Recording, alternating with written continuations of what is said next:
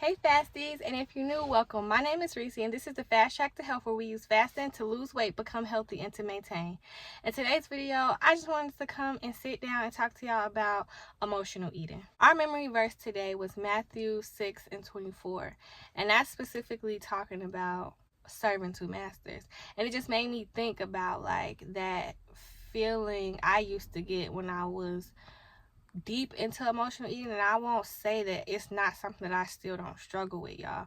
Like when I'm feeling uncomfortable, the amount of times I feel the urge and the pull and the desire like to run to food, I can't even count or like really describe that and express that to anybody else, because like it happens so often. And now I'm at a place where I recognize it. Sometimes I still fall into it. A lot of times I'm able to break away from it and turn to God. But that aspect of using food as a coping mechanism when you're dealing with like negative emotions is very real. And so identifying that is like step one. If you don't have an awareness of it, there's no way you're going to be able to like recognize in the moment and course correct and take a different route. So I guess my question to you would be, do you struggle with emotional eating? Is it hard for you to sit in negative emotion? Or do you find yourself running to food when you're feeling uncomfortable emotionally? I know I did.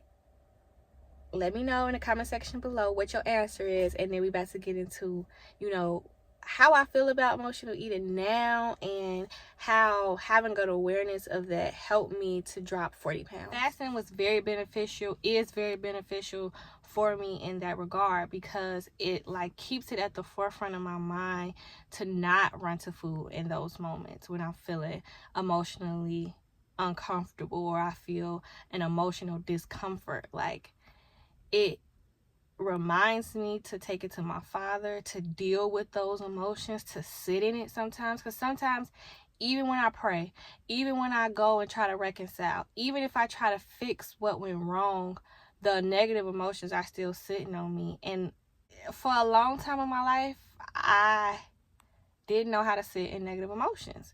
And so I experienced these emotions all my life. Of course, I know how to regulate them to a point of like not acting a fool in public type stuff.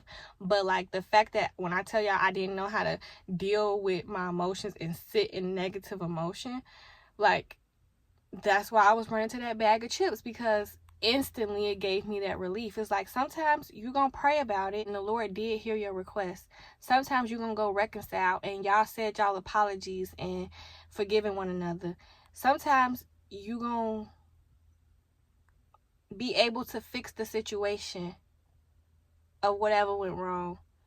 But the fact that it happened in the first place, the fact that you experienced that whatever caused the negative emotion in the first place still produces a negative emotion within you. And it is okay to sit in that sometimes and let that wave pass. One thing I have learned through going through this process is that it always passes. But I never even knew that before, because I wouldn't even let myself sit in it for the wave to pass. I always pacified it with something, with food, with keeping my mind distracted, with watching something, occupying my mind.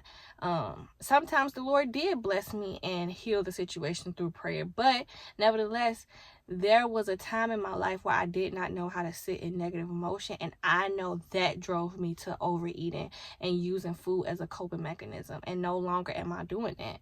That's not the only reason why my relationship with food was as negative as it was, because I had a lot of strongholds when it came to food. Food was nostalgia for me. It would conjure up like different feelings of my past, and so just experiencing something would make me have fond memories of the past. And I don't think that's necessarily a negative thing, but when you have goals and ahead of you that's like directing your path, then you don't want to allow those different things to throw you off the path. So if it's not aligning with your end goal, then you don't need to be falling into that. I would have like this fear of missing out, that people will be enjoying something and I'm not enjoying it with them because I made the sacrifice to not indulge in the food. And it's like, I don't know why that was, you know, so hard for me to break, because food has such a strong hold on me. That was another hard one for me to break. It's like I can sit around somebody while they have a drink of alcohol, or, you know, like indulging in things that I know that I don't want to partake in for myself, but they are making a decision for them, and I don't feel like I'm missing out, because I know that what that product or what that action produces, like the result of that, I don't want it in my life, right? And so the same thing with food. Like, you should be able to sit in a situation where people are overindulging and they are going to town and not feel like you missing out, because you know that the self-discipline that you are showing right now, you're going to reap the benefits of that in the future. Like, you're going to be able to live in that harvest later. But at a point in my life, I couldn't reconcile that. Like, it wouldn't click for me, you know. This past weekend, me and my children attended a funeral, and this coming up weekend we have to attend another. So within a week, my grandmother lost 2 siblings back to back within 6 days of each other. Over the weekend, with my family coming in town, all the get-togethers, being around so much food, and it just made me think about and also going to the funeral, it just made me think about emotional eating and how crucial my understanding of my relationship with food was to me overcoming a hurdle and getting me out of that bondage of food being an idol to me. Like, I was enslaved, y'all.